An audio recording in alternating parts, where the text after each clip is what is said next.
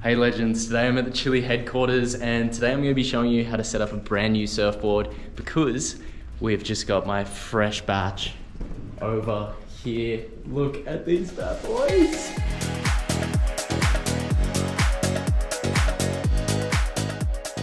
Here is the full strength. So this is like pretty much a mid-length. I got the smallest one possible, a 6'2", so it can be as performance-y as possible. This one I'm super keen for. It has like the craziest outline and it feels so good under my arm. So this one is a bit smaller. This board also feels really sick. Now, let's set them up. All right, so everything that you're gonna need to set up the brand new board is just a tail pad, a leggy, some wax, fin key, fins. Starting, I like to put the tail pad down first. Whenever I'm looking for a tail pad, I always try find one with a vertical tall kicker so that your foot is always planted against it and not on top of it. Now, we did the perfect placement. I like to put the tail pad down first, just so I can see where it's gonna go. Starting with the centerpiece, we're gonna peel this back kind of halfway. And then I like to do it kind of like half an inch, like a centimeter from the leash plug.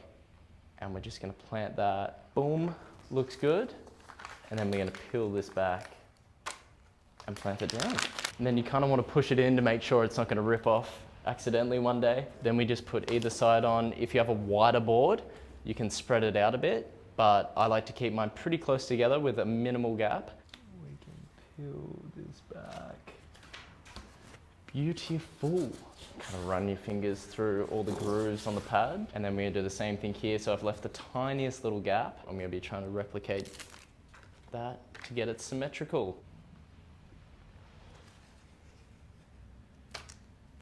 Press down on literally everything, mainly the edges, so water won't be coming in. About a fingertip from there, and then my back foot is gonna be over this back fin. And this is how you get the best tail pad placement for performance surfing. All right, so now the pad's on, we're gonna put the leash string in. You should be looking, if you're on a short board, about 6 feet. If you're on like tiny grom board, like 5 foot, you can get a 5-foot one. You should try and get a leg rope that's about the same length of your board. So your leg rope should come with a leash string. Now you might have to tie this yourselves. You wanna put 2 of them together and then just tie a knot around your finger, and you want it to be as close kind of to these ends as possible. Last thing you want is this coming undone out in the surf. Even use your teeth if you have to. That ain't going nowhere. This is how the leash string should look, and then you want to thread it into the leash plug. Use a fin key if needed. A lot of people set their leash string up like this, but you actually want to double up on it so you have twice the strength. Now, all of you should know how to do this, but I'm going to show you anyway. And we just want to whack it through both halves of this.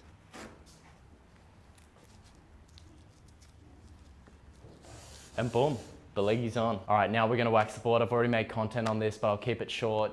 You just want a base coat and a top coat. Starting with the base coat, I like to kind of outline and draw where I'm gonna put all the wax.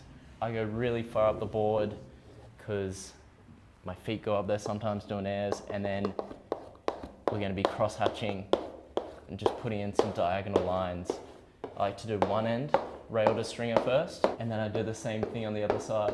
Just trying to get them kind of thin, 45-degree angle. Then we want to create like an X pattern, the cross hatching, and we're going to do this by literally going the other way. So 45 degrees this way, and always using the pointy edge. All right, so it doesn't need to be perfect, but this is basically the cross hatching pattern that you want. And then you're going to go lengthways, sideways, and then do some circles. But to be honest, you can just start doing whatever. As long as you have this kind of foundation, you should be able to get perfect bumps, still with the base coat.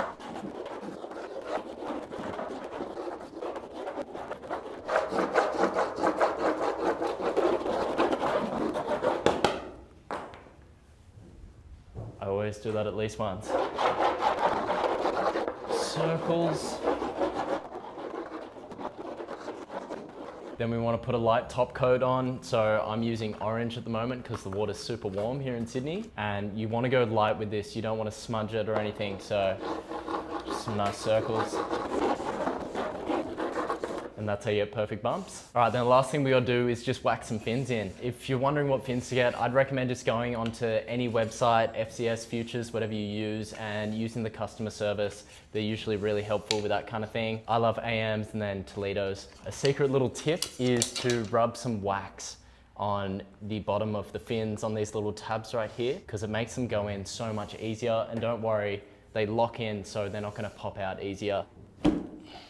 Done. Whack a bit on this one. Easy as, and then if you have some screws in them, you can be safe and just screw them in. That is how you fully set up a brand new surfboard. So keen to ride this. Hope you guys found the video helpful. And if you have any questions, please let me know in the comment section. Keep frothing.